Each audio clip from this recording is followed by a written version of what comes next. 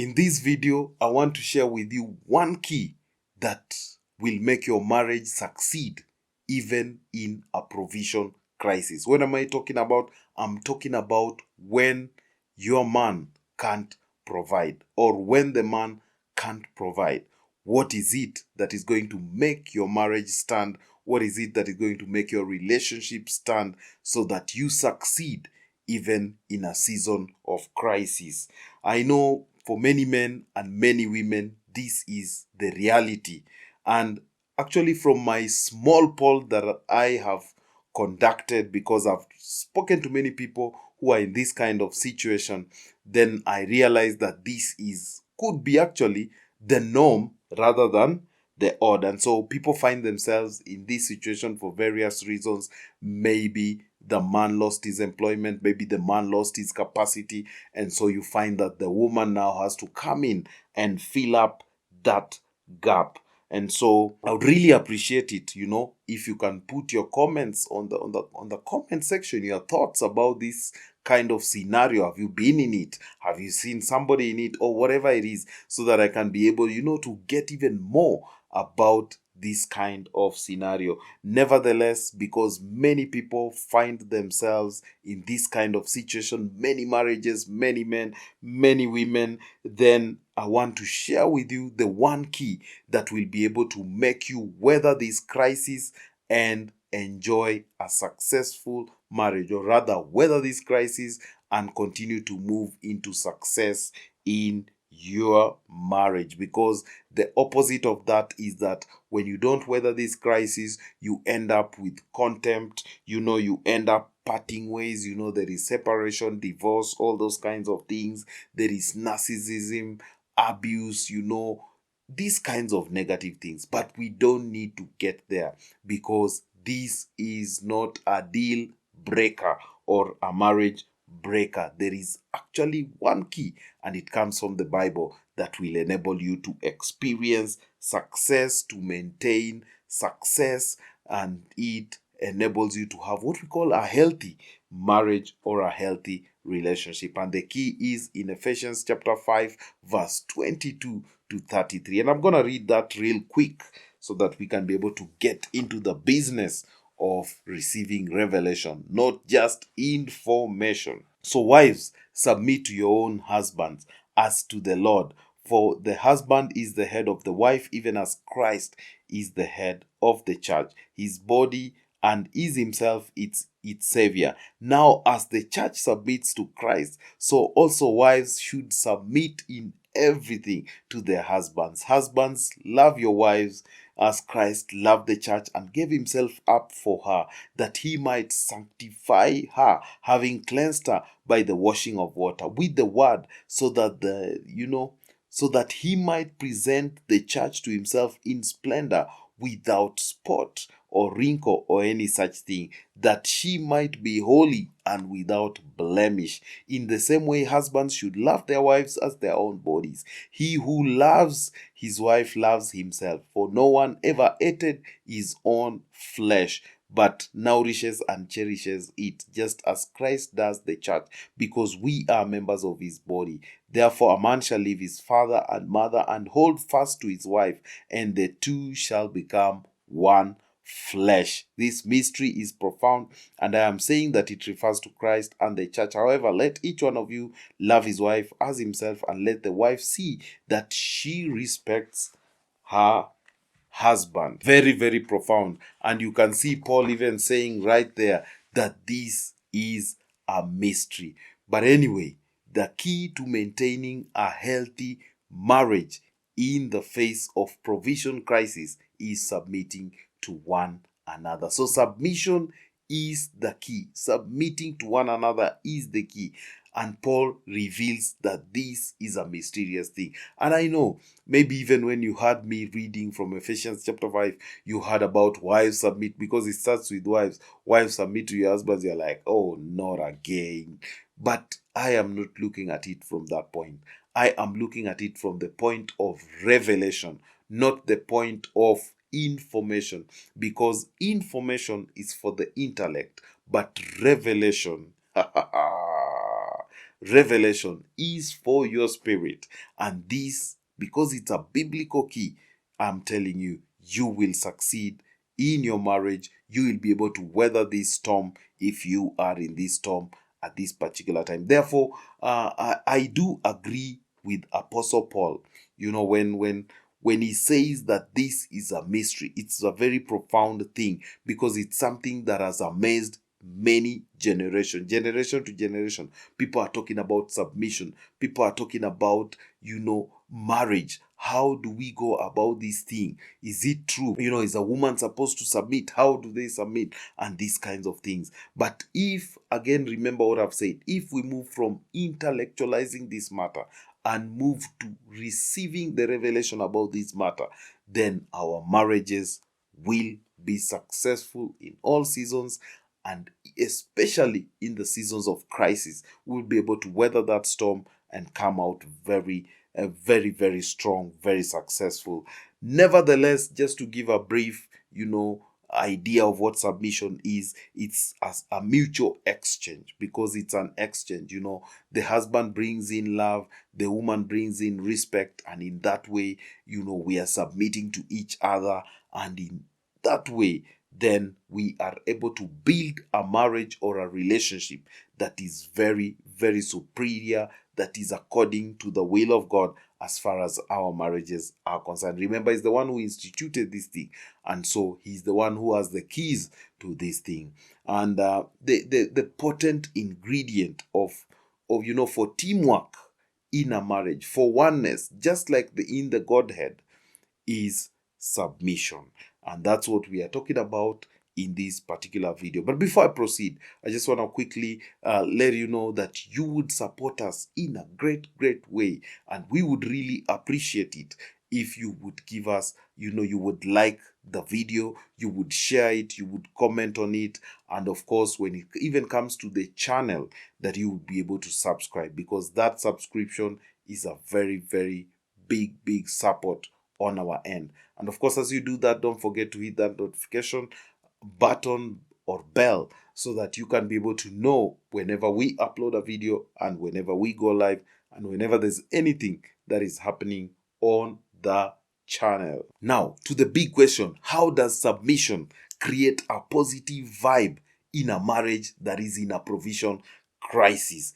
That is what I'm gonna look at in two very, very simple and important points, and you're going to be good to go. If you're in that situation, if you see somebody in that situation, you're going to be able to tell them, check out this video, or I heard this from this video, and you will be good to go. So number one, submission puts pride or ego in its rightful place. And because when pride or ego is unchecked, it will cause the marriage relationship, to deteriorate. So you get to those negative things we are talking about: narcissism, abuse, contempt, separation, divorce, all those kinds of things, because we are not submitting to each other. But when we submit to each other, when you as the man submit to your wife submits to you, and this is something that you do, when such a crisis comes, you will be able to weather it. If it is you are in this crisis and you've not been doing this, then I urge you, just start submitting to each other, and you will just see things working.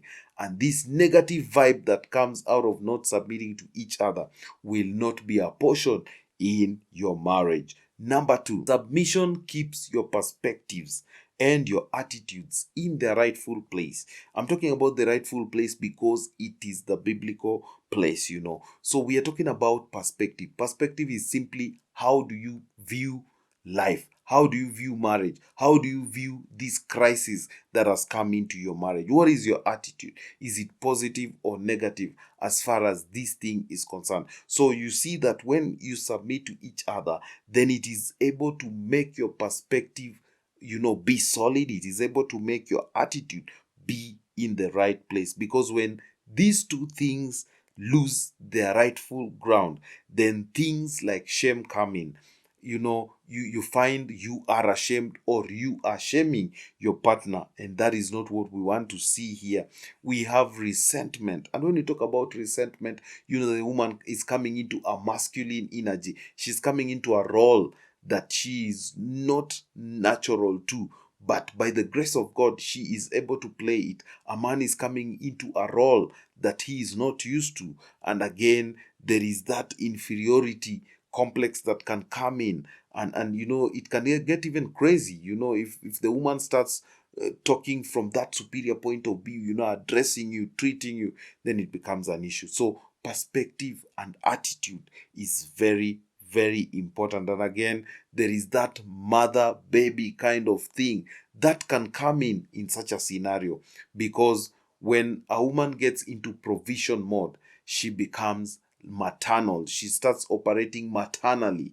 And when a man gets into a position where you're being provided for, you may slip into a baby mode, and so you have mother baby kind of scenario, and it becomes a big thing. But when you submit to one another, you put these kinds of things in check, because there's already societal expectations, there's already church expectations that the man is a provider, and that's the way it's supposed to be. The woman is a helper, and that's the way it's supposed to be. And then you also have upbringing. The woman has been brought up to be provided for, the man has been brought up to provide, and these kinds of things. And so all these things can mess up your perspective. But when you submit to each other, then you are able to know that we can work together. We are a team, we are one, and we are able to get through this. In addition, submission now put you in a place where you understand that this crisis is for a season, but the marriage is for a lifetime. It's a long-term thing.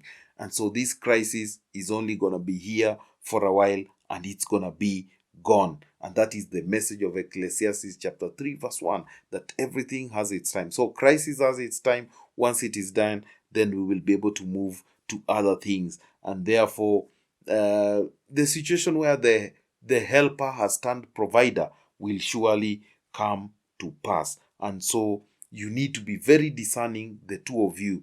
The woman needs to be discerning that this is something I'm getting into, and when it is coming to an end, she needs to discern that it is coming to an end. And the same thing happens to the man, that you should be able to discern this thing has come in, and this thing will come to an end. Otherwise, we will throw away a marriage of 15 years, we will throw away a marriage of 10 years just because of a crisis of a few months, and it will be going down the drain, which should not be the case. And just to conclude this video is just to mention a few things that are related to this and very, very important. And I want to big up the women. Women are really, I don't know what God did. They are just able to get into that grace of helping. They are helpers. And so they're able to get into that grace of helping in such a way that up to now, it just amazes me. And so when your woman comes in to help, as far as provision is concerned, I'm guaranteeing you she will do it in a way nobody else can do it. Even you cannot do it to that level. And so I give them a big up. And it reminds me of Proverbs 31. It talks about how enterprising the woman is. And she's coming home, she's doing all those things, and she's stepping in and all that. And so as they do that, they're able to cover you. But again, remember what I've said. It has to be done with discernment, so that it does not go to a place where it is not supposed to go. And as I say that, then the men should not take advantage of the women. Don't take advantage of the woman in your life, your wife, because of that crisis.